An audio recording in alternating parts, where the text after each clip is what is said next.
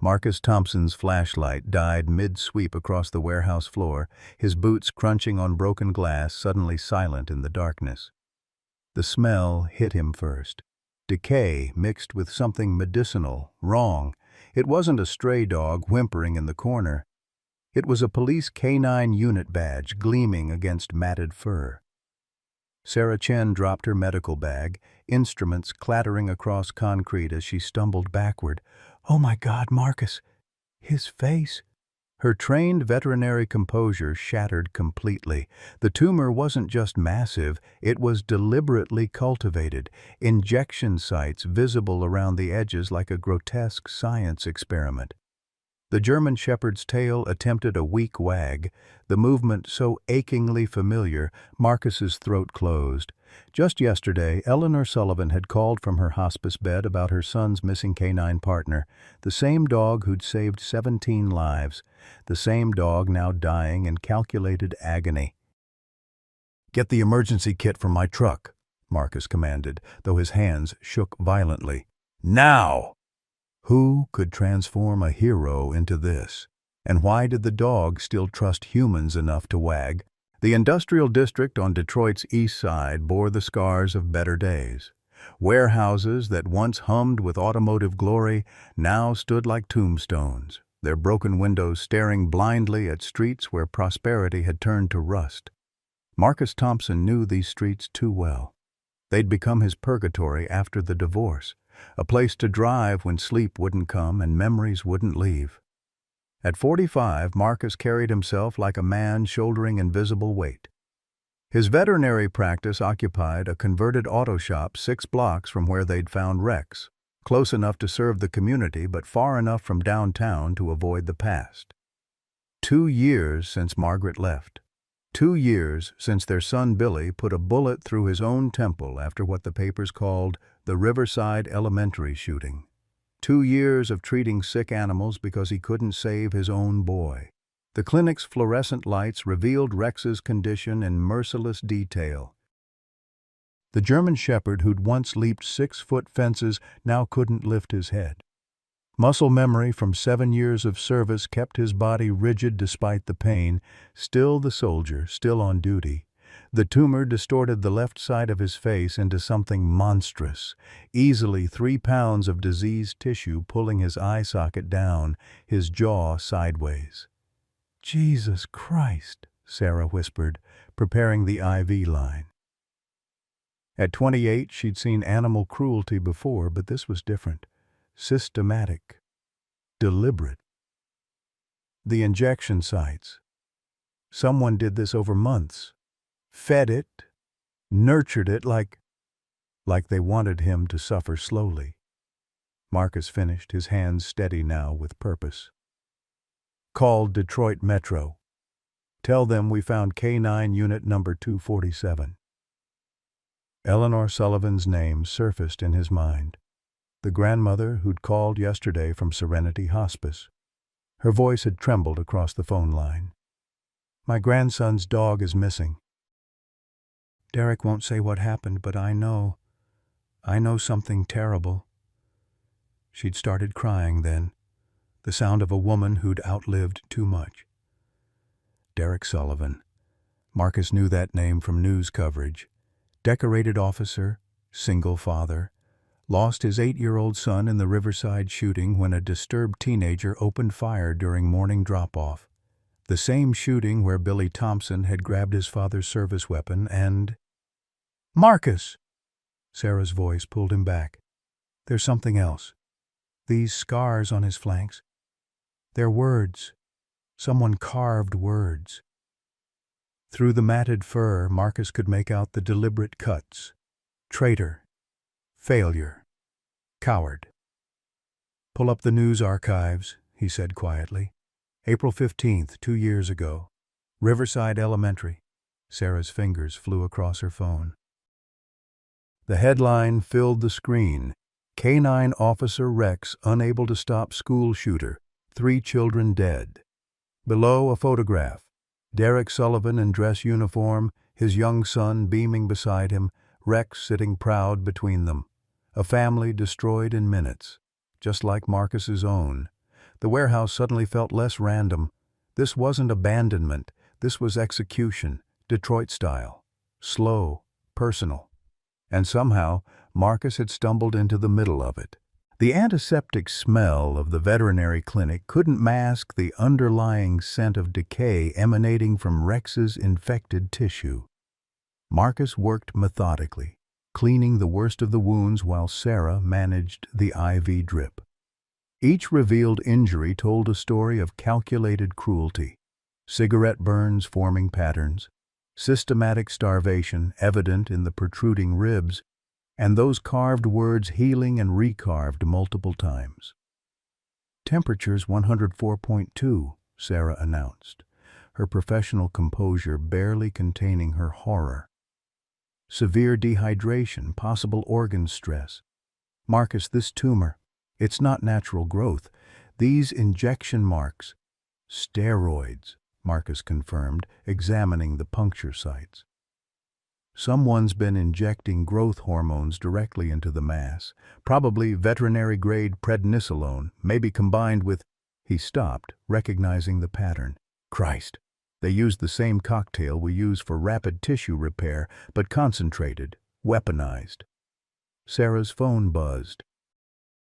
"Detroit Metro's responding, 20 minutes out." She paused, studying something on her screen. "Marcus, I need to tell you something. The Riverside shooting, my father was there." The examination room seemed to shrink. Marcus's hand stilled on Rex's fur. "He was the security guard," she continued, voice barely above a whisper. "Thomas Chen, first one to respond when the shooting started. He tried to stop your son, Marcus. Dad tackled him just as Rex came around the corner. In the struggle, the gun went off, hit the Sullivan boy." The weight of interconnected tragedy pressed down on them. 3 families destroyed in minutes, their paths now converging in this sterile room over a dying dog. Marcus's phone rang, Eleanor Sullivan's number from the hospice. He almost didn't answer, but something in Rex's eyes, still alert despite the pain, made him accept the call. "Dr. Thompson?" Eleanor's voice was weaker than yesterday, each word an effort. Did you find him?" "Yes, Mrs. Sullivan. Rex is here. He's—" Marcus couldn't finish. "Alive?" Hope and dread mingled in that single word. "Yes, but he needs immediate surgery. There's significant trauma, and I know what Derek did." The confession came out in a rush. "I've known for months. He'd take Rex out at night, come back with blood on his clothes. I was too afraid, too ashamed. My own son became a monster, and I let it happen because I couldn't bear to lose him too." Through the phone, Marcus heard the sob of a woman carrying unbearable guilt. In the background, the steady beep of medical monitors marked time like a countdown. "Mrs. Sullivan, where is Derek now?" "Prison. Assault charges from a bar fight 6 months ago, but Dr. Thompson, I'm dying. Pancreatic cancer, stage 4. Days left, maybe hours. I need to know Rex forgives us. Can a dog forgive?" Before Marcus could answer, the clinic's security alarm shrieked. Sarah spun toward the monitors, her face draining of color. "Someone's in the building." On the grainy footage, a figure moved through the back entrance, tall, purposeful, familiar. Marcus recognized the gait before the face became clear. Derek Sullivan wasn't in prison anymore. "Lock the surgical suite," Marcus commanded, moving Rex's gurney toward the reinforced room. "Call 911. Tell them—" The lights cut out. Emergency power kicked in a second later, bathing everything in red. In that brief darkness, they heard the unmistakable pump of a shotgun being chambered. "I know you're here, Doc." Derek's voice echoed through the hallway, raw with grief and rage. "Saw your van outside. Figured you'd be the bleeding heart to pick up my partner." Rex's body tensed at the voice, a low whine escaping his throat.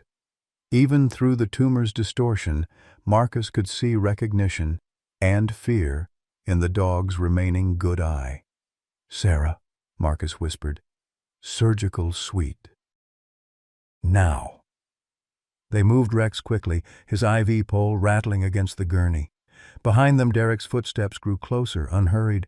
He knew the clinic's layout. He'd been here before. "You know what today is?" Derek's voice cracked. 2 years exactly. 2 years since your psycho kid killed my boy. Since this worthless mutt let it happen." Marcus's hands trembled as he secured the surgical suite door. Through the reinforced glass window, he could see Derek approaching, shotgun loose in his hands. Prison had carved away whatever remained of the decorated officer from the photographs. Hollow eyes, trembling hands, grief crystallized into madness. He was supposed to protect them, Derek continued, now standing just outside. 17 saves, medals, commendations. But when it mattered, when my boy needed him, he froze. Just like your son froze before pulling that trigger. "Derek," Marcus forced his voice steady. "Your mother's on the phone. She's dying. She wants—" "Don't!" The shotgun swung up, aimed at the window. "Don't you dare use her against me. I've lost everything. My son, my career, my mother, my mind. But I'll finish what I started with that traitor."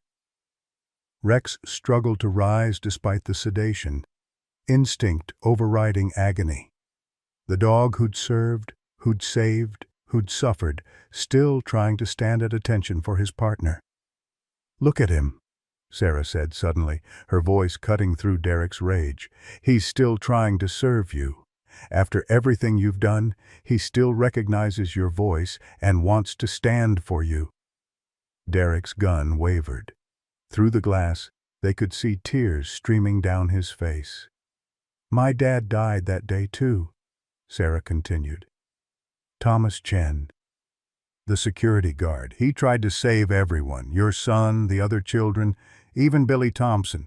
He died believing he failed, just like Rex has been dying believing he failed you." The gun lowered slightly.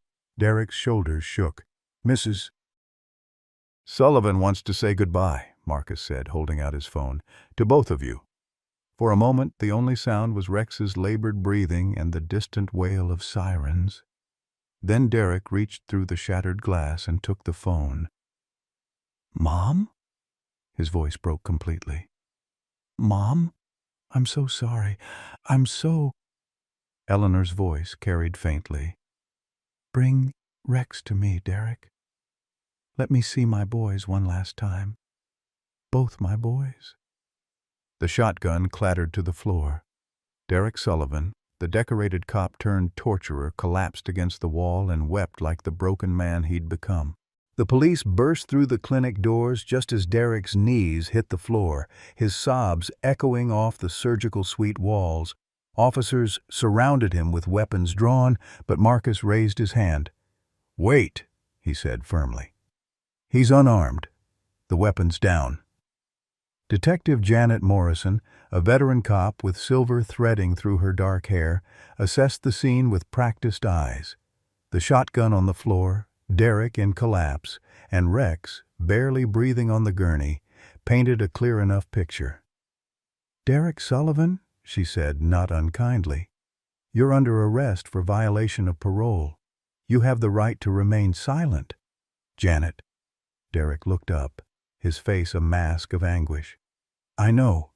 Just let me help with Rex first. Please. I need to—" His voice cracked. "I need to make something right." Morrison hesitated, then nodded to her officers to lower their weapons. 5 minutes, Derek. That's all I can give you." The clinic phone rang insistently. Sarah answered, her face immediately paling. "Marcus, it's Serenity Hospice. Eleanor's taken a turn. They're saying she has maybe an hour." The room fell silent, except for Rex's ragged breathing. The tumor had swollen further in the past hour, beginning to obstruct his airway. Time was running out on multiple fronts. "We need to make a decision," Marcus said, checking Rex's vitals. "The surgery can't wait. His trachea is compromised, but the procedure will cost $50,000, Derek finished hollowly. I know. I researched it while I was doing this to him. Wanted to know exactly how much hope would cost before I took it away. Margaret Thompson entered the clinic then, still in her hospice scrubs. Marcus hadn't seen his ex-wife in 6 months, and her appearance here felt like another twist of fate's knife.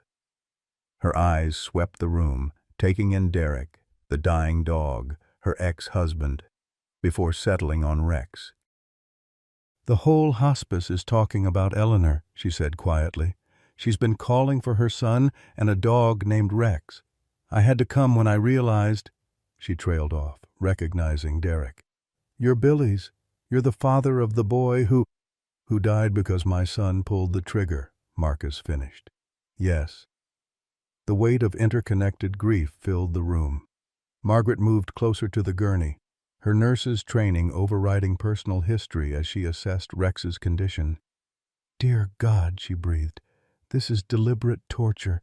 This is—" She turned to Derek with a mixture of horror and pity. "How could you do this to something that loved you?" Derek's response came out strangled. He was supposed to protect them. 17 saves, Margaret. 17 lives before that day. But when those shots rang out, when my Caleb needed him most, Rex went the wrong way, followed protocol instead of reading your son's mind? Margaret's voice turned sharp. Instead of being superhuman, he's a dog, Derek. A brave, loyal dog who served you for 7 years, and this is how you repaid him? "I know!" Derek screamed, his control finally shattering completely. "You think I don't know I'm a monster? You think I didn't hate myself every time I stuck another needle in him? But the hate needed somewhere to go, and he was all I had left of that day, the only witness who survived." Marcus's phone buzzed, a video message from Eleanor. Her face filled the screen, pale against hospital white, but her eyes blazed with urgent purpose. "If you're watching this," she said, her voice thin but determined, "then I'm running out of time. Derek, my son, I know what you've done. I've known all along, and I need you to hear this before I go." She paused, gathering strength. "Caleb didn't die instantly that day. The security footage I had a friend pull, Rex stayed with him, covered his body, licked his face while my grandbaby died. Your partner didn't abandon him, Derek. He chose to comfort a dying child instead of pursuing the shooter. He chose love over duty." The phone clattered from Derek's nerveless fingers. Sarah quickly pulled up archived footage on her computer. There it was. Grainy, but unmistakable. Rex, ignoring protocol, ignoring active shooter training, lying beside a small boy, shielding him with his body while chaos erupted around them. "No," Derek whispered. "No, that's not. I was told he went after. They said he failed to." "The department lied," Morrison said quietly. "They needed a scapegoat. Easier to blame the K-9 unit than admit a child got access to a service weapon. I'm sorry, Derek. We all knew, but orders came from above to let you believe." Derek's scream was primal, 2 years of misdirected rage and grief erupting at once. He crawled toward Rex's gurney, reaching for the dog with shaking hands. "I'm sorry," he sobbed. "Oh, God, Rex, I'm so sorry. You were protecting him. You were being the partner I trained you to be, and I—" He couldn't continue. Rex's tail moved slightly, not a wag, too weak for that, but an acknowledgement. Even now, even after everything, the recognition between partner and handler remained. Marcus checked his watch. "We have to move. Now. The tumor's shifting. If we don't operate within the hour—" "I'll pay," Margaret said suddenly. Everyone turned to stare. "The surgery, I'll cover it." "Margaret, that's your retirement. Our son destroyed lives that day," she said firmly. "Maybe saving one life now. Maybe it's a start. She pulled out her phone.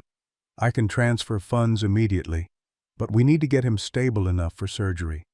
He needs blood, Sarah said, checking Rex's levels. We don't have enough German Shepherd blood in stock. The tumor's been bleeding internally.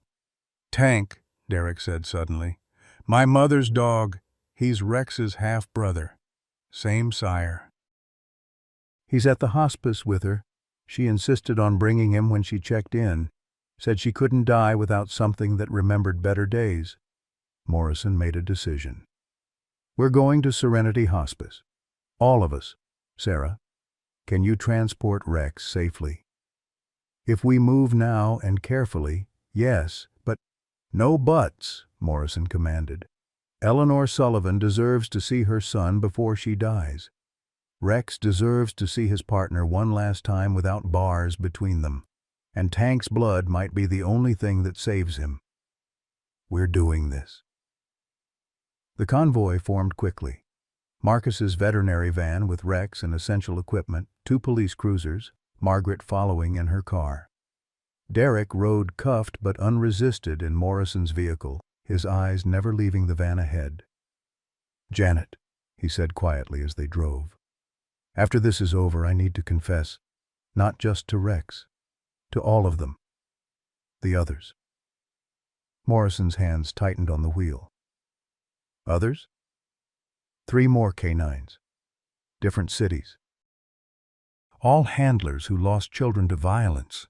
I found them online, taught them how to make dogs suffer slowly. We called ourselves the Bereaved, thought we were getting justice. The confession continued as they raced through Detroit's dark streets, each revelation more horrific than the last.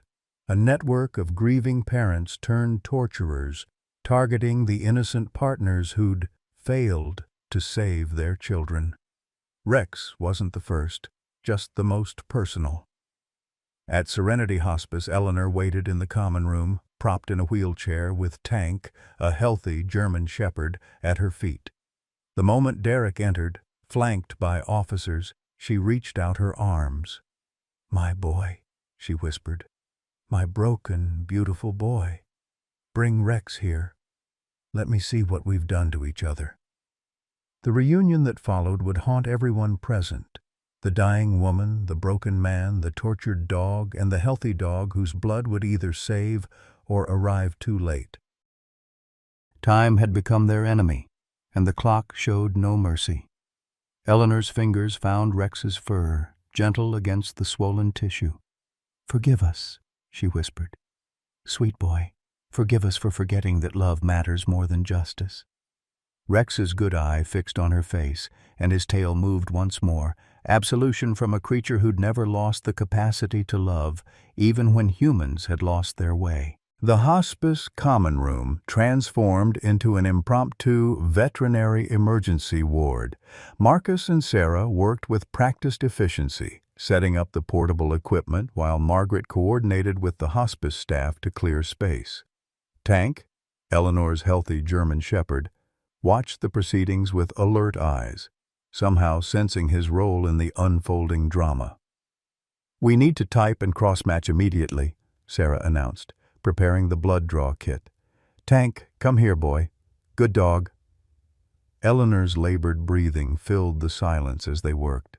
She hadn't let go of Derek's hand since he'd knelt beside her wheelchair, their tears mingling as they watched Rex struggle for each breath.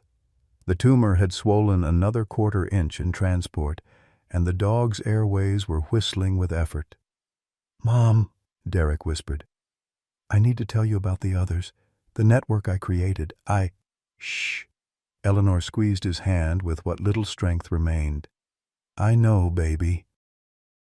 I've known about your computer searches, the forums you visited. A mother always knows when her child is drowning. She turned to Morrison. There's a laptop in my room. Password is Caleb's birthday. Everything's there. Morrison dispatched an officer immediately. The scope of Derek's confession was expanding, but right now, the immediate crisis demanded attention. Dr. Elizabeth Harper arrived 15 minutes later. The veterinary surgeon Marcus had called, rushing in with additional equipment. A tall woman with silver hair, pulled back severely, she took in the scene with professional assessment. "Marcus, what are we dealing with?" 3-pound facial tumor, artificially enhanced with steroid injections, severe tracheal compression, secondary infection, blood loss. He showed her Rex's stats on the portable monitor. "We're typing blood from a half-sibling now." Harper knelt beside Rex, her examination gentle but thorough. "Jesus Christ. I've seen abuse, but this—" She looked at Derek with undisguised contempt. "You knew exactly how to maximize suffering without immediate death. Medical knowledge twisted into torture." "He was a paramedic," Eleanor said weakly. "Before he became a cop, always wanted to help people until—" "Until I became the thing I used to fight," Derek finished. "Doc, can you save him?" Harper's expression remained cold. "We'll try, but understand something. This surgery is dangerous even under ideal conditions. In a hospice common room with a dog this compromised, I'd put his chances at 30%, maybe less." "Do it," Margaret said firmly. "Whatever it takes." The room erupted into controlled chaos. 2 hospice nurses volunteered to assist, their experience with human trauma translating surprisingly well to veterinary emergency. Margaret worked alongside them, her movements sure despite the tears tracking down her face. "Blood typing complete," Sarah announced. "Tank's a match. Beginning transfusion." As Tank's blood began flowing into Rex's weakened body, a small crowd gathered. Hospice residents in wheelchairs and walkers, drawn by the commotion, formed a loose circle. These people, all facing their own endings, watched with the quiet intensity of those who understood life's fragility. "I remember seeing him on the news," one elderly man said softly. "After he saved those kids from the house fire on Gratiot. Hero dog, they called him. Tracked that missing girl through Riverside Park in the middle of winter," added a woman clutching a rosary. 6 years old, autistic. Found her in a drainage pipe, stayed with her until rescue arrived." Story after story emerged as they prepped Rex for surgery. Each tale of heroism felt like another weight on Derek's shoulders. Sarah pulled up news articles on her tablet, the headlines telling the story of a remarkable K-9 career. "Rex saves family from armed intruder. K-9 officer locates kidnapped teen. Hero dog receives Medal of Valor." 17 official saves, Morrison read from Derek's own service record. 23 assists in violent crime arrests. 4 departmental commendations. This dog had one of the highest success rates in Michigan canine history. "Until I needed him most," Derek said brokenly. "No." Eleanor's voice, though weak, carried conviction. "Until he chose love over duty. My grandbaby died scared, Derek. But not alone.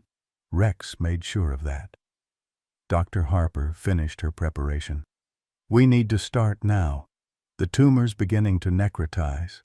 If it ruptures—" She didn't finish the sentence. "I want to assist," Margaret said suddenly. "I'm trained in human surgery. I can help." Harper hesitated, then nodded. "Scrub in. Marcus, you too. Sarah, monitor vitals. Everyone else needs to step back." As they prepared Rex for surgery, Eleanor motioned Morrison closer. "Detective, the laptop will show everything. The bereaved," that's what they called themselves, 7 members, all parents who lost children to violence where K-9 units were present. Derek taught them how to use medical knowledge to torture, how to make it look like neglect rather than abuse. Morrison's face hardened. "Names? All in the files. But Janet?" Eleanor gripped her hand. "They're broken people, not monsters. Grief does terrible things when it has nowhere to go." The surgery began at 8:47 p.m. Harper's scalpel moved with precision, carefully separating healthy tissue from diseased. The tumor had infiltrated deeper than external examination suggested, tentacles of overgrown cells wrapping around facial nerves and blood vessels. "Damn," Harper muttered. "It's adhered to the maxillary artery." One wrong move and he bleeds out. Margaret worked beside her, their hands moving in synchronized rhythm.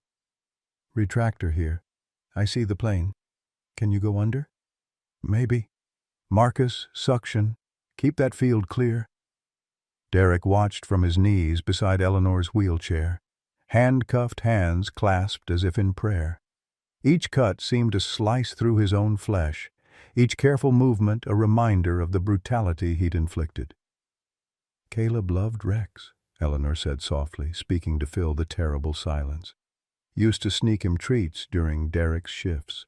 Rex would let him use his back as a pillow during movie nights." Her voice grew weaker. They were a pack, Derek, Caleb, and Rex. Perfect little family until my son destroyed it all, Marcus said without looking up from the surgery. "No." Eleanor's denial came swift despite her weakness. "Until pain destroyed it all? Your boy was hurting too, wasn't he? The bullying, the isolation." "Pain-seeking pain, finding it in my grandson." Margaret's hands stilled momentarily. "Billy left a note, said he wanted to make the voices stop, said he wanted to be brave like his dad, but he wasn't. He thought if he had a gun, he'd be strong." "Instead, he found my baby," Eleanor whispered. The room fell silent except for the monitors and the soft sounds of surgery. Two mothers and two fathers bound by tragedy, working to save a life as if it might somehow balance the scales.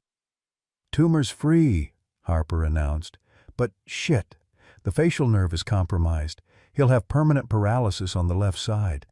"He'll be alive," Derek said fiercely. "That's all that matters." As Harper began the delicate process of reconstruction, more residents gathered. Someone started softly singing "Amazing Grace," and others joined in, their voices creating an unlikely choir. These people, all approaching their own endings, sang for a dog who'd spent his life protecting others. A tank remained perfectly still throughout the transfusion, occasionally whining softly when Rex's breathing hitched. The blood flowed between brothers, one saved and one saving, while Eleanor's own life ebbed away.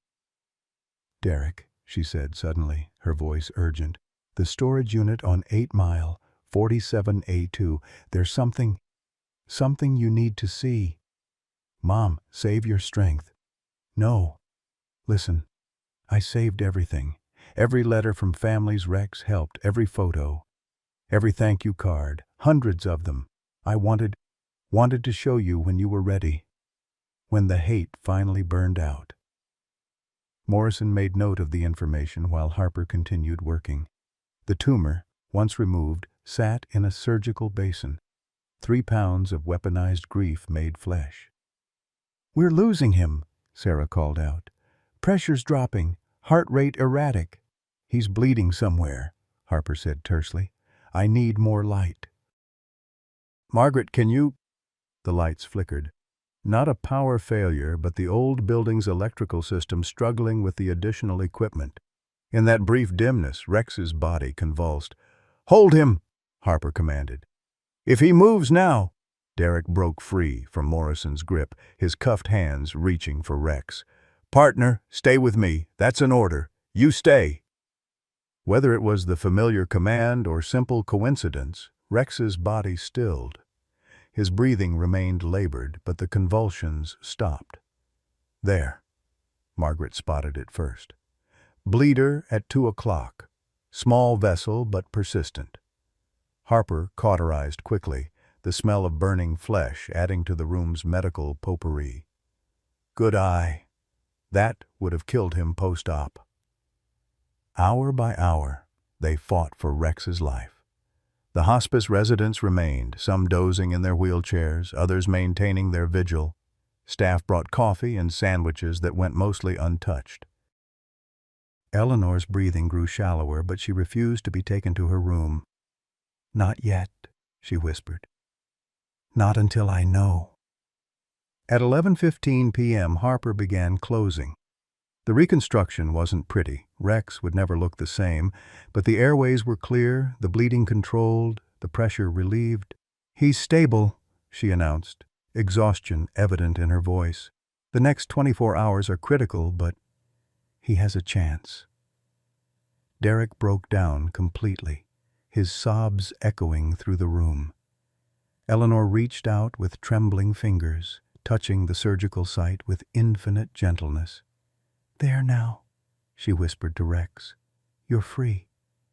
We're all free." As if waiting for permission, Eleanor Sullivan's breathing changed. The terrible tension left her body and she smiled, a real smile, peaceful and complete. "Mom," Derek's voice cracked. "Mom, no, not yet, please." "It's okay, baby," she managed. "I got to see you choose love again. That's all I wanted." "Choose love, Derek. Always choose love." Margaret checked Eleanor's pulse with professional gentleness. "She's going. Derek, do you want—" "Bring Rex," he said urgently. "Please let her touch him one more time." They carefully moved Rex's unconscious form closer, placing Eleanor's hand on his fur. Tank, sensing the moment, pressed against Eleanor's other side. "Good boys," Eleanor whispered. "Such good boys, all of you." Eleanor Sullivan died at 11:32 p.m., surrounded by the strange family tragedy had created. Her son wept over her still form while Rex's monitored breathing provided a counterpoint rhythm. Death and life intertwined in a hospice common room that had become a place of both ending and beginning. "She waited," one of the residents said softly. "Waited until she knew the dog would live. That's love, isn't it? Holding on past your time for someone else." Morrison allowed Derek to remain with his mother's body for several minutes before gently pulling him away. "Derek, I need those names. The other members of the bereaved. We can't let any more animals suffer." Derek nodded, suddenly looking far older than his 38 years. "I'll give you everything. Every name, every method, every victim. But Janet, let me be the one to call them. Let me tell them what I learned tonight. Maybe they can stop before they go as far as I did." As they prepared to transport Rex back to the clinic for recovery, Sarah noticed something. Despite the surgery, despite the trauma, Rex's tail was moving slightly. Not a wag, he was too weak for that, but a sign of life, of recognition. "He knows," she said softly. "He knows he's safe." Marcus looked around the room, at Margaret organizing the cleanup, at Derek being led away in custody, but somehow more at peace than when he'd arrived, at the hospice residents who'd formed an unlikely support group, at Tank who'd given blood to save his brother. "We're taking him home," he said finally. "All of us. We're taking him home." The convoy reformed for the return journey, but this time it carried something different, not just a damaged dog and broken people, but the fragile possibility of redemption. Eleanor Sullivan's final gift hadn't been forgiveness. It had been the reminder that love, even twisted by grief, could sometimes find its way back to grace. The veterinary clinic's recovery room had never held such a gathering. Rex lay on heated blankets, his breathing finally steady after the surgery, while monitors tracked his vital signs. The grotesque tumor was gone, leaving a face that would never be symmetrical again, but could finally rest without pain. Marcus hadn't left his side, checking the drainage tubes and IV lines with obsessive care. Margaret dozed in a chair nearby, still in her blood-stained scrubs. The crisis had brought them together in the same room for the first time since their divorce, and neither quite knew how to navigate this fragile proximity. Sarah worked quietly at the computer, documenting the surgery and coordinating with law enforcement about the expanding investigation. Derek sat in the corner under police supervision, laptop open, making call after call to members of the bereaved. His voice, raw from crying and confession, carried across the room. "Sandra, it's Derek Sullivan. I need you to listen. About Rocco, your husband's K9. I was wrong. We were all wrong." A pause. "No, I'm not being coerced. I'm sitting here watching Rex recover from what I did to him. And Sandra, I need you to stop. Whatever you're doing to Rocco, please stop." Each call followed the same pattern. Initial suspicion, then Derek's broken explanation of the night's events, and finally, in most cases, tears and promises to seek help. Morrison had arranged for units to do welfare checks on each K9, but Derek's personal intervention was proving more effective than any arrest warrant. "That's 6 out of 7, Derek reported to Morrison. "Tom Brennan isn't answering.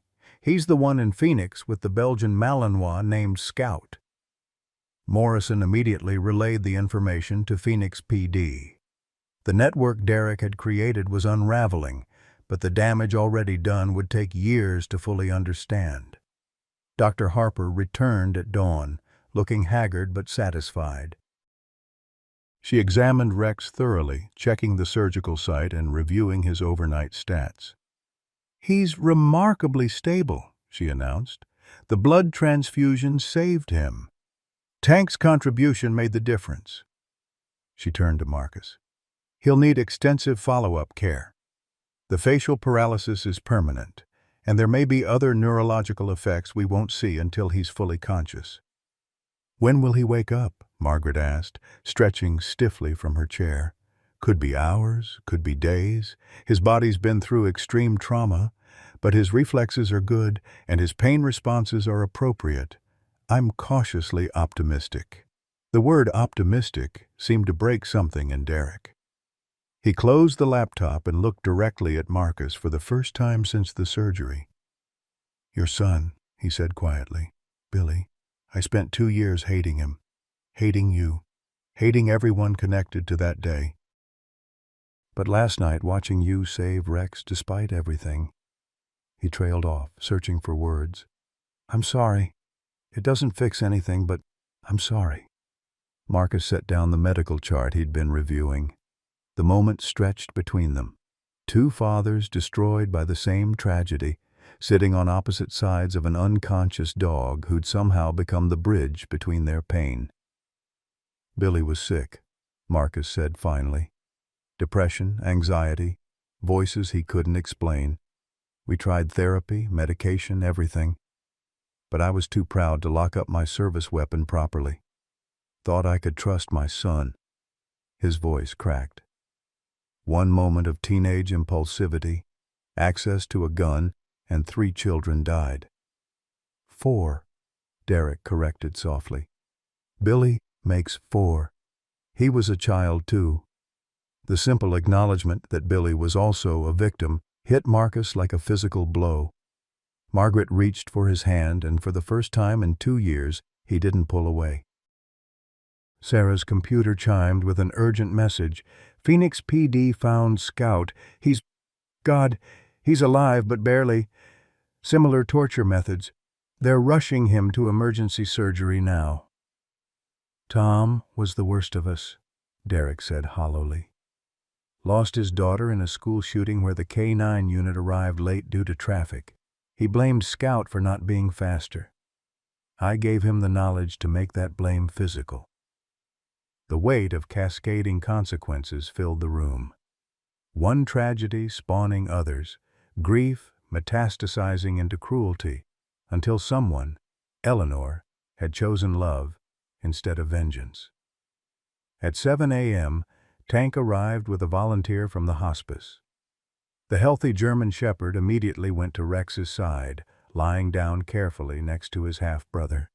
The sight of 2 dogs, one who'd given blood and one who'd received it, moved even Morrison to tears. "Eleanor wanted Tank to be here," the volunteer explained. Said if Rex woke up, he'd need family.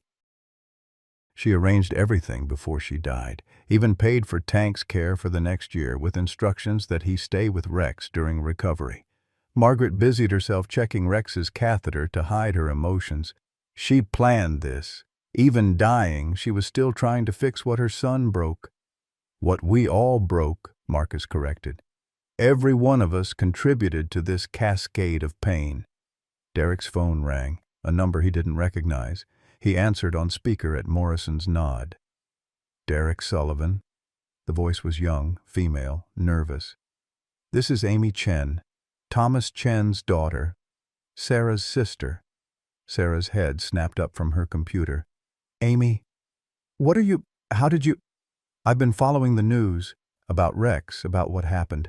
I need to tell you something. Dad, Amy's voice broke. Dad didn't die instantly either. He lived for 3 minutes after the shooting, and he kept saying something. He kept saying, "Save the dog." The dog was protecting the boy. Save the dog. The revelation hung in the air. Thomas Chen, bleeding out on a school sidewalk, had seen Rex's true actions that day, had tried to communicate the truth with his dying breaths. Nobody listened, Amy continued. They were too focused on the human casualties. But Dad saw Rex shield Caleb, saw him choose comfort over pursuit. Dad died trying to tell the truth about your partner, Mr. Sullivan. Derek buried his face in his hands. 2 years of torture based on a lie. 2 years of punishing an innocent creature who'd acted with more humanity than most humans could manage. Amy, Sarah said carefully, why didn't you say anything before? I was 15, traumatized. By the time I could process what Dad had said, the narrative was set. Rex was the failure. Your son was the monster. Everyone had their story, and the truth didn't fit. A pause. But when I saw the news about Rex being found, I couldn't stay silent anymore.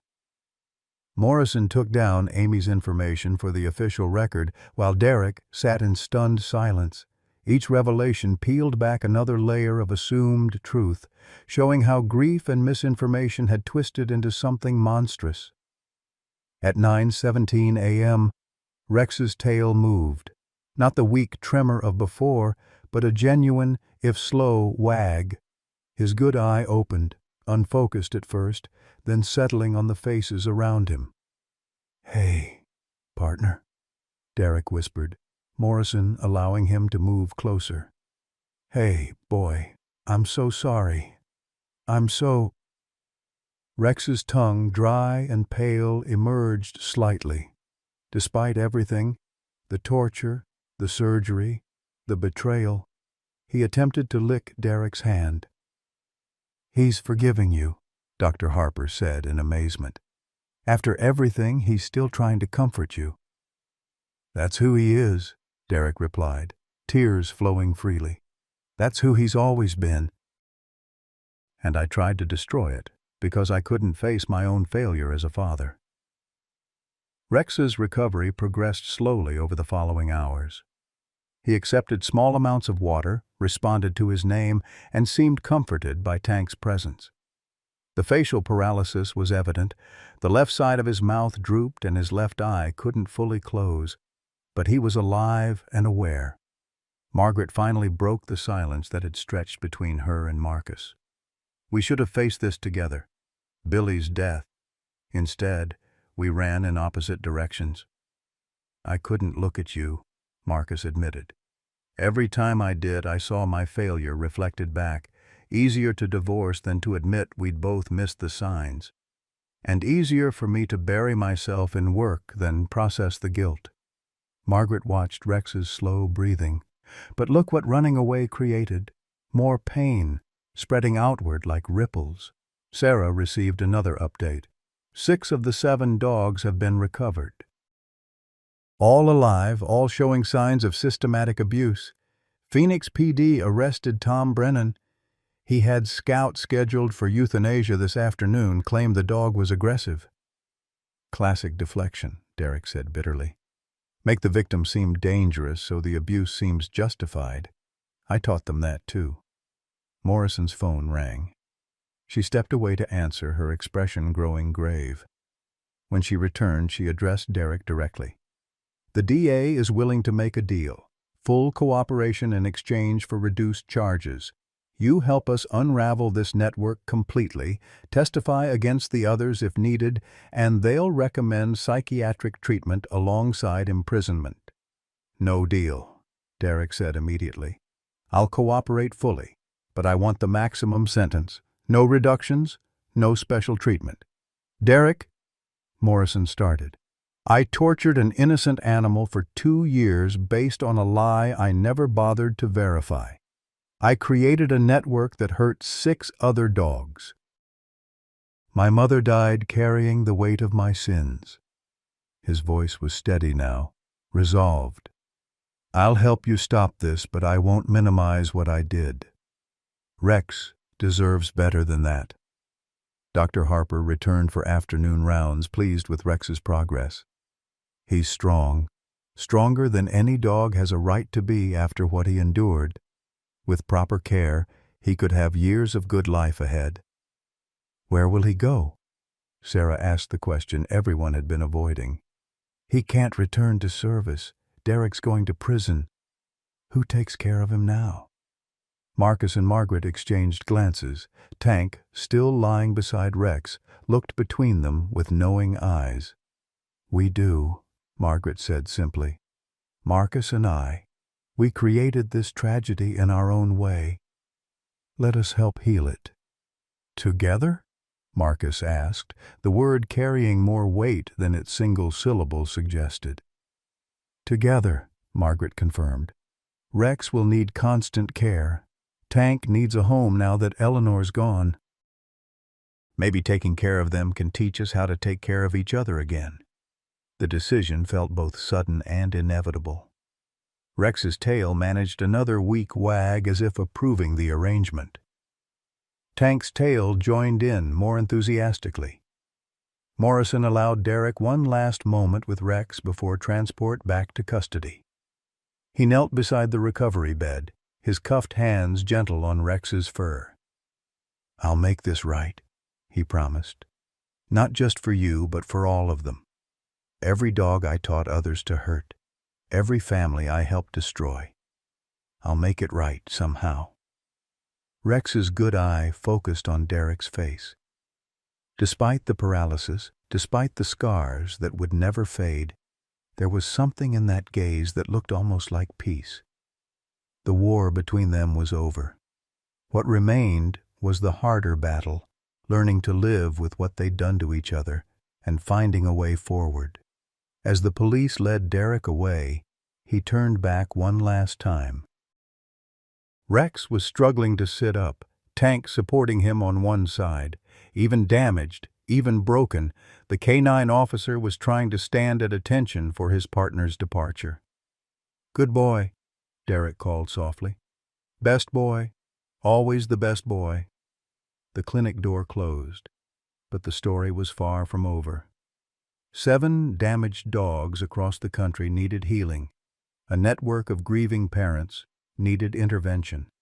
And in a veterinary clinic in Detroit, 2 divorced parents were learning that sometimes the path to redemption runs through the heart of a dog who never stopped believing in the goodness of his people, even when they stopped believing in themselves. The courtroom was packed beyond capacity. 3 months had passed since Rex's rescue, and Derek Sullivan's sentencing drew national attention. Animal rights activists, law enforcement officers, and families touched by the bereaved network filled every available seat. Marcus and Margaret sat in the front row, Rex's leash wrapped around Marcus's hand. The dog, still bearing visible scars and facial paralysis, wore his old canine vest, cleaned and pressed for this final official appearance. Judge Patricia Thornton, known for her measured approach to justice, reviewed the case files with evident distaste. The scope of the bereaved network had shocked even seasoned prosecutors. 7 dogs systematically tortured across 5 states, detailed instructions shared online, Medical knowledge perverted into weapons of prolonged suffering. "Mr. Sullivan," Judge Thornton began, her voice cutting through the courtroom's tension, "before I pass sentence, I've been asked to read victim impact statements, not from human victims, but on behalf of the animals who cannot speak for themselves." She lifted the first document. "From the Henderson family of Arizona regarding Scout, the Belgian Malinois tortured by Thomas Brennan using methods you provided. Scout survived but will never work again. He wakes screaming from nightmares. He fears human hands. A dog who once saved 12 lives now cowers at shadows." Derek stood rigid in his orange jumpsuit, absorbing each word like physical blows. Behind him, other members of the bereaved awaited their own sentencing, their network unraveled by Derek's comprehensive cooperation. From Officer Maria Gonzalez of San Antonio regarding her canine partner Zeus, tortured by Patricia Williams. Zeus lost his left eye to induced infection. He still tries to work, still responds to commands, but half his world is darkness now because Miss Old. Williams believed he failed to save her daughter from a drunk driver.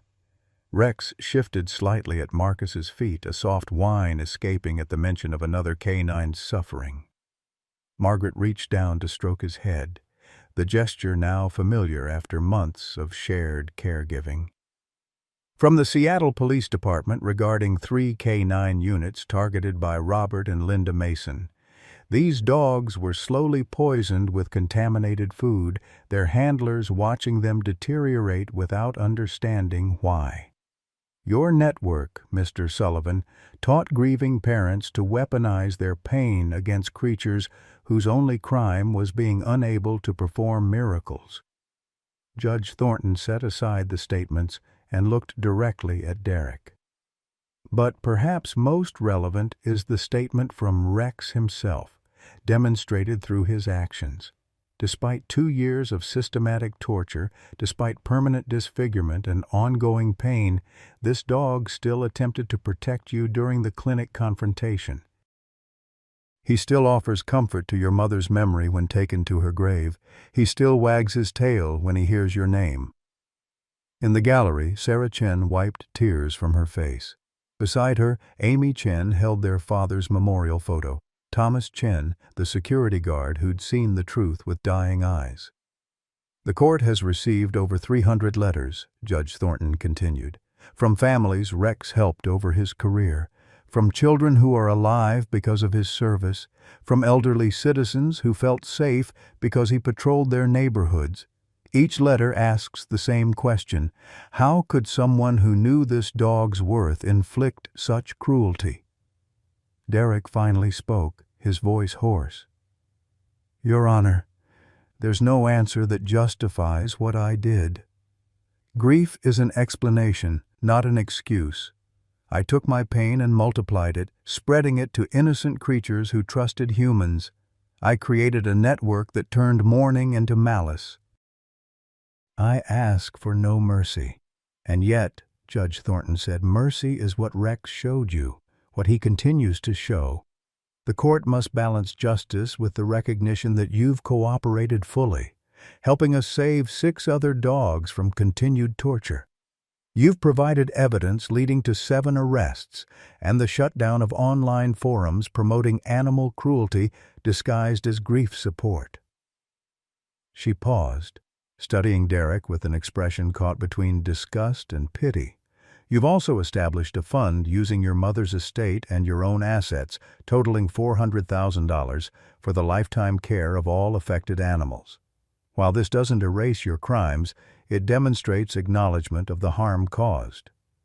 Margaret stood suddenly. Your Honor, may I speak? Judge Thornton nodded. Margaret moved to the podium, her hands trembling slightly. My son Billy killed Derek's son Caleb. That's the root of all this pain. My failure as a mother to secure a weapon, to recognize my child's deteriorating mental health, started this cascade of tragedy. She looked back at Derek.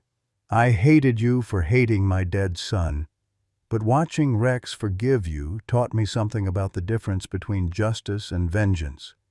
Billy and Caleb were both children. Rex and the other dogs were all innocent. We adults failed everyone. She returned to her seat as Marcus squeezed her hand.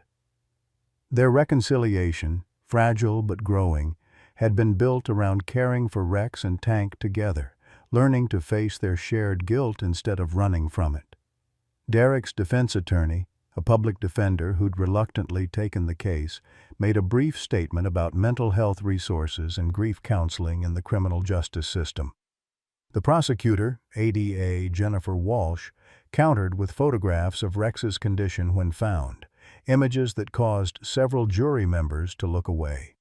Torture is torture, Walsh stated firmly. Whether the victim walks on 2 legs or 4, Mr. Sullivan used his medical knowledge, his position of trust, and his leadership skills to create and guide a torture network. That he's remorseful now doesn't erase 2 years of calculated cruelty.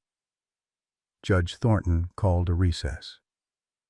In the hallway, families affected by the bereaved mingled uneasily. Some had lost children to violence where K-9 units were present. Others had been saved by those same K-9 units. The complexity of grief and gratitude created an atmosphere thick with unspoken emotions. Rex, despite his injuries, performed his old role of sensing distress. He moved among the crowd, offering his presence to those who needed it. A woman who'd lost her son in a shooting that Scout couldn't prevent knelt beside Rex, sobbing into his fur while apologizing for her husband's actions. Rex stood steady, absorbing her grief as he'd absorbed Derek's torture, with patience that seemed almost supernatural. "He's ministering," someone observed. "Even now, he's still serving." When court reconvened, Judge Thornton delivered her sentence with careful precision. "Derek Sullivan, the court sentences you to 15 years in federal prison for conspiracy to commit animal cruelty across state lines, with an additional 5 years for the direct torture of Rex. However, recognizing your complete cooperation and genuine remorse, I'm recommending placement in a facility with comprehensive mental health treatment. 20 years. Derek nodded, accepting the sentence without protest. "Furthermore," Judge Thornton continued, "upon release, you're permanently barred from owning animals and must complete 2,000 hours of community service with animal welfare organizations who are willing to accept you." She addressed the other members of the bereaved, each receiving sentences ranging from 5 to 12 years based on their level of involvement and cooperation. The network that had spread pain across the country was officially dismantled. As guards prepared to lead Derek away, Judge Thornton made an unusual allowance. "Mr. Sullivan, you may say goodbye to Rex."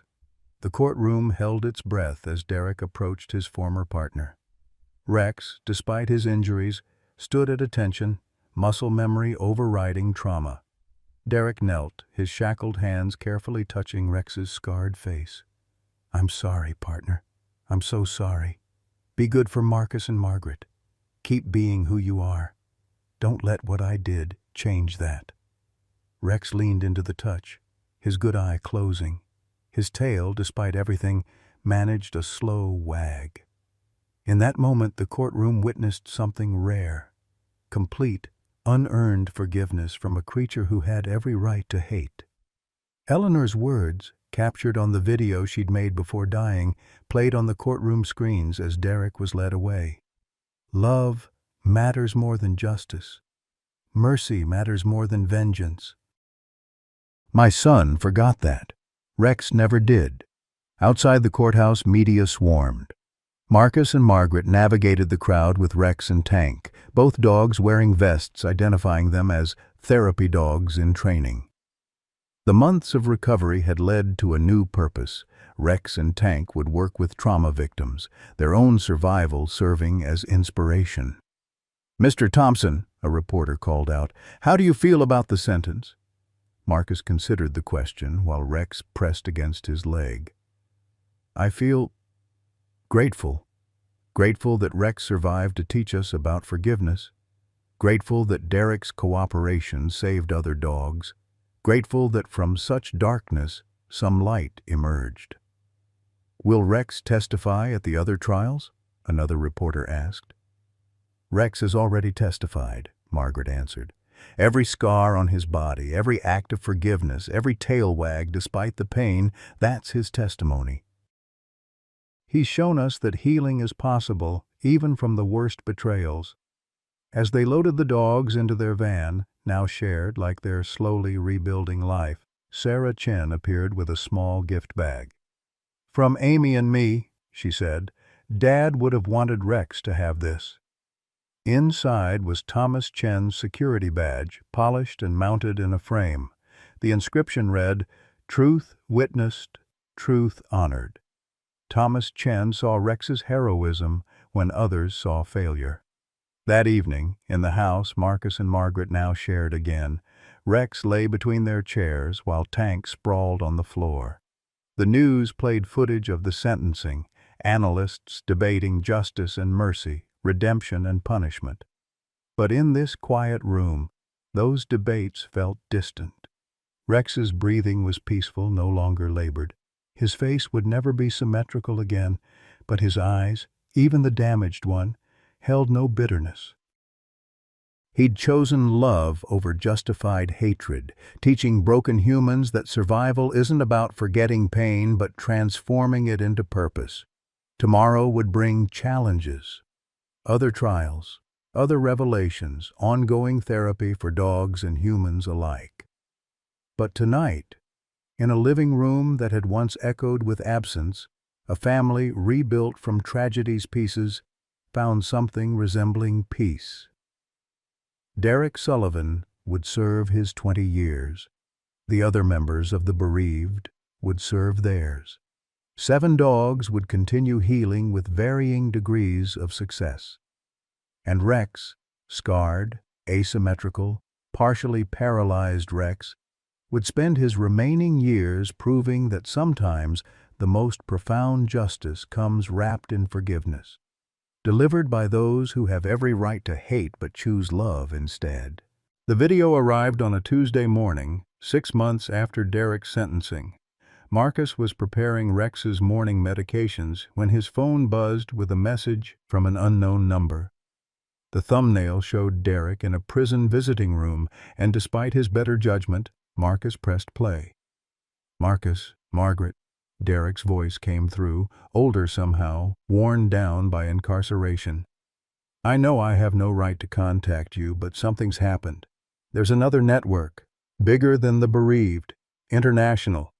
They call themselves the Justified, and they've been operating for years." Margaret entered the kitchen as Derek's face filled the screen.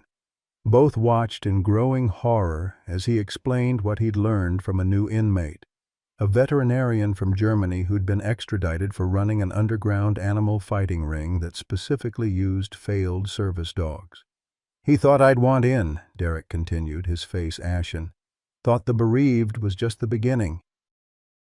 "But Marcus, these people, they're not just torturing individual animals.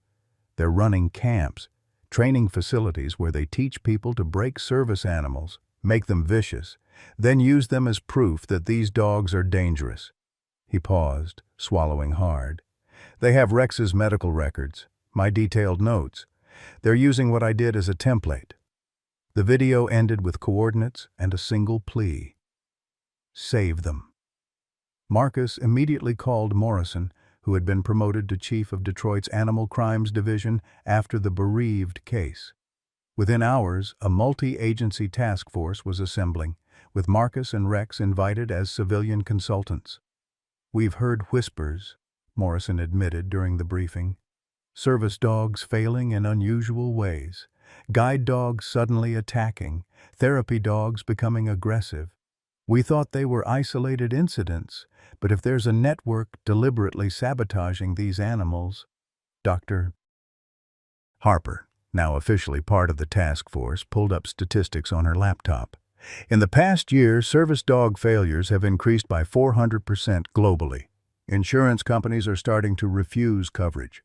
Some airlines are banning service animals entirely." She looked grim. If someone wanted to destroy public trust in service animals, they're succeeding. Rex, lying at Marcus's feet, stirred uneasily. Despite his injuries, his instincts remained sharp. Tank, now his constant companion, pressed closer in comfort. Sarah burst in with printed emails. "I've been digging since the video came. The Justified have a manifesto. They believe service animals are enslaved and that traumatizing them into violence is actually liberation.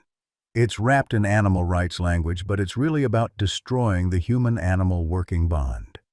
The investigation led them to an abandoned psychiatric hospital on Detroit's outskirts. Drone footage showed modified kennels, medical equipment, and what appeared to be a surgical suite. Local reports mentioned strange sounds at night, howling that didn't sound quite right, too pained to be natural. "We go in at dawn," Morrison decided. "Full SWAT backup. Marcus, I want you and Rex observing from the mobile unit. We might need Rex to calm any animals we find." That night, Marcus and Margaret sat with Rex and Tank in their living room. The dogs sensed the tension, staying close to their humans. Since the reconciliation, they'd built a routine around the dogs' needs: morning walks together, shared vet appointments, evening training sessions for their therapy work. It was during these quiet moments that their marriage had slowly rebuilt itself. "I'm scared," Margaret admitted. "Not just about tomorrow, but about what this means. If people can't trust service animals, then thousands of vulnerable people lose independence," Marcus finished. The blind, veterans with PTSD, children with autism, all because some twisted individuals weaponized grief into ideology. Rex lifted his scarred head, resting it on Margaret's knee. Even with partial paralysis affecting his face, his expression conveyed understanding. He'd been weaponized by grief once. He wouldn't let it happen to others. The raid began at 5:47 a.m. Marcus watched from the mobile command unit as SWAT teams breached the facility. The first thing they heard over the radio made his blood run cold: the sound of dozens of dogs, but wrong somehow. Broken. "Jesus Christ," came an officer's voice. "They're in cages stacked 3 high. Some of these wounds... Command, we need every vet in the city here. Now." Rex stood in the van, pressing his nose against the window. His whole body trembled with the desire to help, to do what he'd been trained for: serve and protect. Marcus held him back, but barely. Morrison's voice crackled through. 14 suspects in custody. We've got, God, I can't even count, maybe 60 dogs, 70, all service breeds, all showing signs of systematic abuse." Dr. Harper arrived with a team of veterinarians, setting up triage in the parking lot. As the first dogs were brought out, the scope of horror became clear. German shepherds with deliberately broken legs that had healed wrong, golden retrievers with acid burns spelling out words, Labrador guide dogs with their eyes damaged to induce aggression from pain. "They documented everything," Sarah reported, laptop open to the seized servers. "Training videos on how to make a calm dog paranoid, how to induce aggression through specific pain points, how to make it look like genetic defect rather than abuse." Her voice broke. "They have a waiting list of people wanting to learn, hundreds of names." Among the rescued was a German shepherd who looked almost exactly like Rex had before the tumor. And the dog cowered from every human except, strangely, Rex himself. Despite protocol, Morrison allowed Rex to approach the kenneled animal. What happened next reduced hardened officers to tears. Rex, scarred and partially paralyzed, lay down in front of the terrified dog's cage. He made soft, encouraging sounds, not quite barks, affected by his facial paralysis, but unmistakably comforting. The imprisoned dog slowly crept forward until their noses touched through the bars. "He's telling him it's safe," Dr. Harper said in wonder. "Rex is literally counseling another torture victim." The detail that broke the case wide open came from an unlikely source. Among the seized documents was correspondence with the bereaved, dated before Derek's arrest. The Justified had been watching, learning, recruiting from those harboring grief-based rage. They'd tried to recruit Derek but found him too focused on personal vengeance rather than their broader ideology. They wanted true believers, Morrison explained to the growing task force. People who could rationalize torture as liberation. Derek was too honest about his cruelty being revenge. That honesty probably saved more dogs than we realized. The facility's main operator was identified as Dr. Friedrich Holtz, the German veterinarian who'd tried to recruit Derek. But Holtz was just middle management. The Justified leadership remained shadowy, communicating through encrypted channels and cryptocurrency payments. Over the following days, Rex became an unexpected hero of the recovery effort. Despite his own trauma, he worked tirelessly alongside the team, calming terrified dogs and showing them that humans could be trusted again. Margaret documented each interaction, building a behavioral modification program based on peer support among traumatized animals. "He's doing what therapy dogs do for human PTSD victims," she explained to a growing audience of animal behaviorists. But dog to dog, trauma survivors helping trauma survivors. The breakthrough came when one of the rescued dogs, a border collie named Chess, retained enough trained behavior to perform a modified alert. He led officers to a hidden basement room containing servers with the entire Justified network's data, names, locations, methods, and most crucially, future targets. They were planning something big, Morrison announced at an emergency briefing. A coordinated action across 12 cities, releasing traumatized, aggressive dogs at service dog conventions, children's hospitals, veteran centers. They wanted to create such horror that service animals would be banned globally. The task force worked around the clock, coordinating with international law enforcement. Raids happened simultaneously across 8 countries. The Justified network, built on twisted ideology and surgical precision, crumbled under the weight of coordinated justice. But justice was only the beginning. 63 damaged dogs needed healing. The facility was converted into a specialized rehabilitation center, with Rex as its unofficial therapy leader. Marcus and Margaret found themselves running the program, their shared purpose now extending beyond personal healing to systemic recovery. Derek sent another video from prison, this time through official channels. He'd become a liaison between investigators and other inmates with knowledge of animal abuse networks. His cooperation had already prevented 3 planned attacks on service dog training facilities. "I can't undo what I did," he said, looking directly at the camera.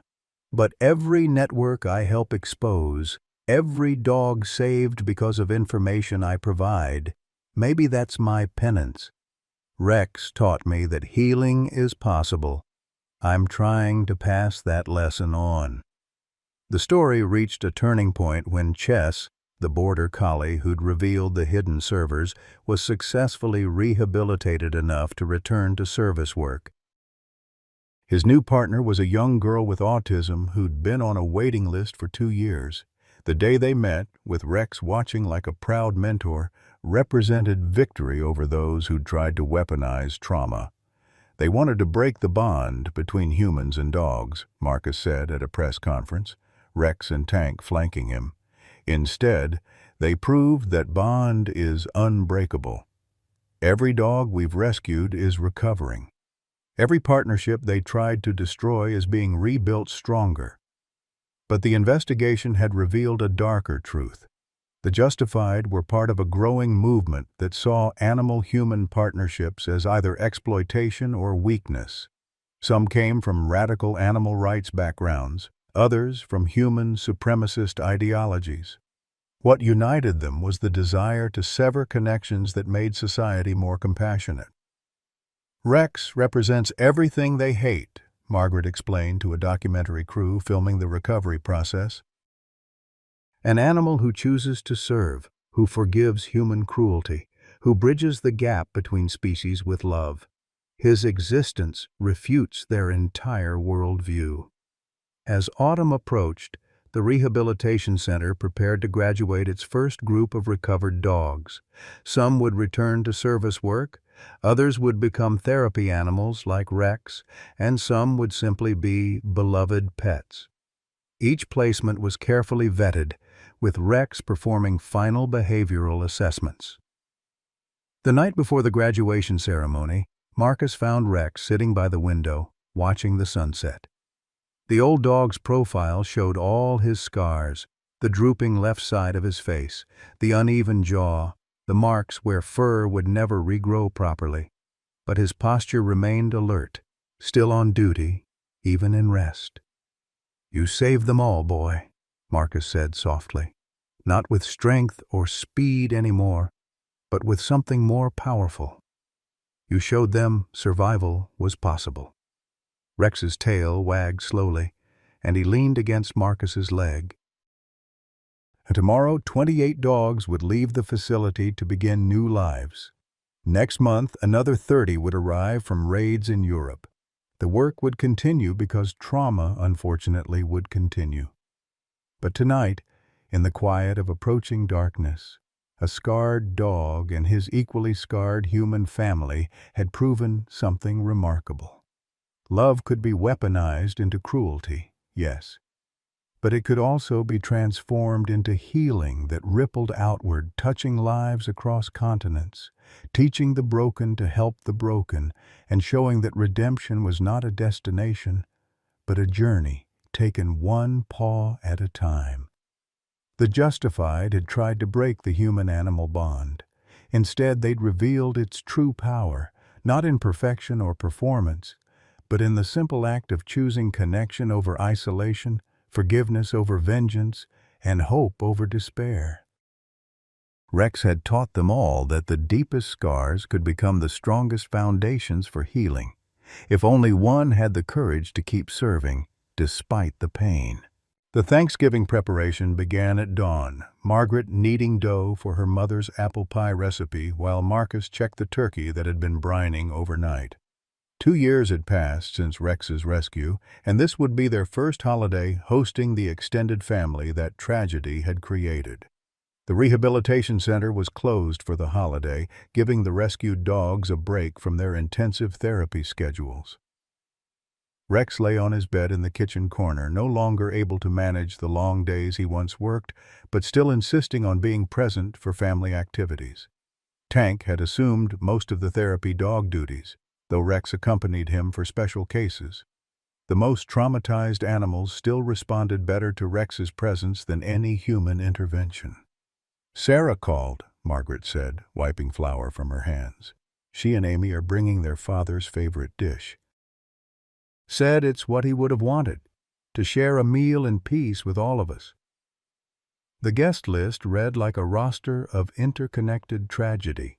Sarah and Amy Chen, Detective Morrison, now Captain, Dr. Harper, 3 families whose dogs had been saved from the Justified, and, most surprisingly, Derek Sullivan, granted a compassionate leave under heavy guard to attend his mother Eleanor's favorite holiday.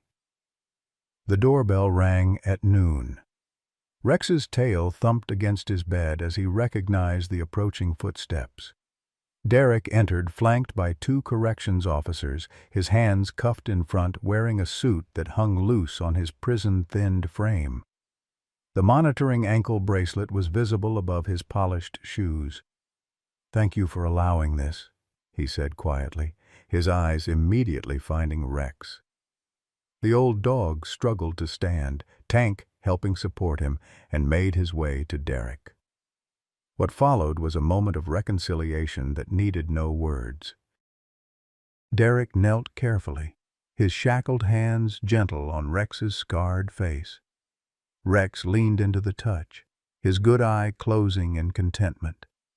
2 years of letter exchanges, video calls from prison, and Derek's continued cooperation with authorities had rebuilt something between them, not the partnership of before, but something deeper, forged in acknowledgement of shared brokenness. He's thinner, Derek observed, concern evident. The muscle wasting. Age and nerve damage, Marcus explained. Dr. Harper says he's comfortable, just slowing down. He's 11 now. That's senior for a German Shepherd, especially one who's been through what he has. Sarah and Amy arrived next, carrying a large dish of their father's recipe for dim sum. Amy, now a freshman in college studying veterinary medicine inspired by Rex's story, immediately went to greet the dogs. Uncle Rex, she called him, a title that had stuck after numerous visits to the rehabilitation center. Captain Morrison brought case files even to Thanksgiving, unable to fully separate from work. The European raids netted 12 more facilities, she reported. Rex's behavioral protocols are being implemented internationally. Dogs are responding to the peer counseling approach faster than traditional rehabilitation. Dr. Harper arrived with her partner and their newly adopted dog, one of the justified victims who couldn't return to service work but had found peace as a pet. Bella's 3 months seizure-free, she announced proudly. The neurological damage is stabilizing. As the afternoon progressed, the house filled with an unlikely family. The dining room table, extended with both leaves, still barely accommodated everyone. Rex held court from his bed, carried to the dining room so he could be part of the gathering. Tank lay beside him, the younger dog's protective instincts keeping him close to his declining brother. Derek, permitted to have his handcuffs removed for the meal, served others before himself, a small gesture that spoke to the profound changes prison therapy and his victim liaison work had wrought. He'd helped expose 17 animal abuse networks from behind bars, his insider knowledge and willingness to face his own darkness making him unexpectedly valuable to law enforcement. "I've been corresponding with the other bereaved members," he said as dishes were passed. "Tom Brennan killed himself last month. Couldn't live with what he'd done to Scout. But the others. Patricia Williams is teaching literacy to other inmates. The Masons are working with a prison program training service dogs. We're trying to transform our grief into something useful." Margaret had placed Eleanor's photo on the mantel, surrounded by pictures of all the dogs saved because of her final actions. Her legacy, choosing love over enabling hatred, had rippled outward in ways she couldn't have imagined. "I dream about her sometimes," Derek admitted. "She tells me she's proud of the work I'm doing now. Probably just my subconscious seeking absolution, but it helps." The conversation naturally turned to the rehabilitation center's success stories. Chess, the border collie who'd exposed the justified servers, had just celebrated 1 year with his autistic partner. Scout, despite losing an eye, was working as a therapy dog in the same prison where his abuser had been incarcerated. Even the most damaged dogs were finding purpose. "It's Rex's model," Dr. Harper explained, gesturing to the old dog. "Trauma survivors, helping trauma survivors. We've had behaviorists from around the world coming to study it. Yale wants to fund a research program." Rex's breathing had grown more labored as the day progressed, but his eyes remained bright, tracking the conversations with obvious understanding. When dessert was served, Margaret's apple pie and a German chocolate cake Sarah had made, Rex managed to lift his head for a small piece of turkey Marcus offered. "He's saying goodbye," Derek said suddenly, the words hanging heavy in the warm room. "I've seen it before with working dogs. They hold on for something important, then let go. He wanted this. All of us together. Proof that healing happened." The room fell silent. Everyone could see what Derek saw. Rex's mission was complete. The networks were exposed, the dogs saved, the families reconciled. Even Derek himself had found a path to redemption. Rex had stayed alive through sheer will to see it finished. "Not yet," Margaret whispered, but even she could see the truth. Rex's body was failing, had been failing for months. Only his spirit had kept him present. Dr. Harper quietly checked his vitals. His heart rate is irregular. There's fluid in his lungs. He's probably been hiding the pain for weeks. She looked at Marcus and Margaret with professional compassion. He chose to be here for this. We should honor that choice. The next hours passed in a blur of gentle hands and quiet voices. Each person spent time with Rex, sharing memories, expressing gratitude. Sarah talked about how his story had inspired her to pursue veterinary medicine. Amy thanked him for showing her that her father's death had meaning. Morrison credited him with transforming how law enforcement viewed animal crimes. Derek was given the most time, the guards stepping back to allow privacy. He lay on the floor beside Rex, their faces level, speaking too quietly for others to hear. At one point, Rex's tongue emerged, licking the tears from Derek's face. Forgiveness made physical one last time. As evening approached, Rex's breathing grew shallower. Tank pressed against him, whimpering softly. The younger dog understood what the humans were still struggling to accept. "Should we?" Marcus started to ask about going to the emergency vet, but Harper shook her head. "He's not in pain. He's just finished. This is what he wanted. To be surrounded by his pack. All of us together because of him." She prepared a gentle sedative. "This will help him relax. Nothing more. The decision is his." They moved Rex to the living room couch, his favorite spot where he could see everyone. Margaret sat on one side, Marcus on the other, their hands meeting on his fur. Derek knelt by his head, finally at peace with his role in Rex's story. "You were the best of us," Derek whispered. "You showed us how to survive the worst things, how to forgive the unforgivable, how to choose love when hate was easier." His voice broke. "Thank you, partner, for everything." Rex's tail managed one final wag.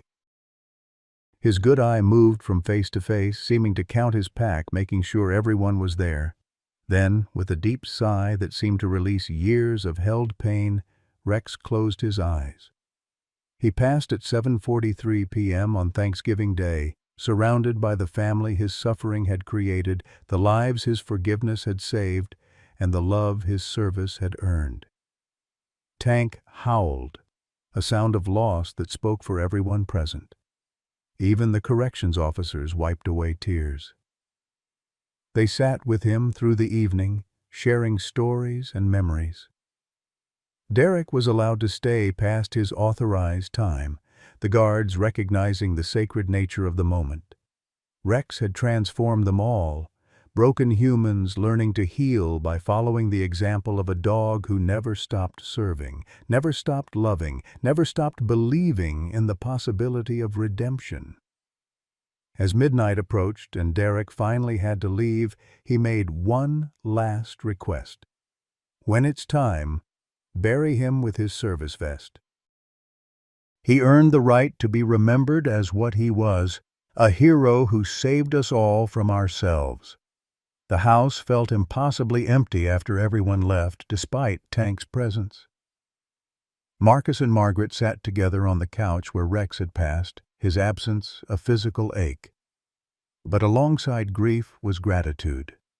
For the second chance at their marriage, for the rehabilitation center that bore his name, for the international protocols that would save countless animals. Rex had entered their lives as a victim of unimaginable cruelty. He left as a teacher, a healer, and the heart of a movement that proved love could triumph over the deepest hatred. His legacy would live on in every dog saved, every partnership preserved, and every broken soul who learned that choosing forgiveness was not weakness, but the ultimate strength. In the end, a dog abandoned with a huge tumor on his face had indeed created a miracle that made everyone cry, not just tears of sorrow, but of recognition that grace could emerge from the darkest places, carried in the scarred body of a German shepherd who never forgot how to love. Dear friends, Rex's story reminds us that it's never too late for redemption, forgiveness, or rebuilding what we thought was lost forever. Like many of us who've weathered life's storms, divorce, loss of children, shattered dreams, Rex showed us that our scars don't define our capacity to love again. At our age, we've all carried grudges, nursed wounds, maybe even let grief twist into something darker. But this brave dog, tortured by someone he trusted most, chose forgiveness over bitterness, teaching broken families that healing begins when we stop running from our pain and start facing it together.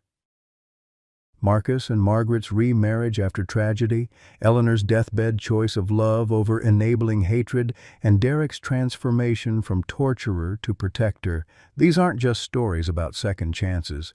They're proof that we seniors, with all our accumulated heartaches and regrets, can still choose to transform our remaining years from isolation into connection, from vengeance into grace.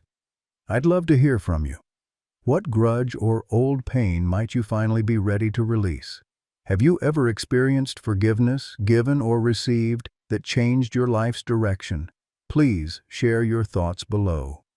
Your story might be exactly what another reader needs to hear today.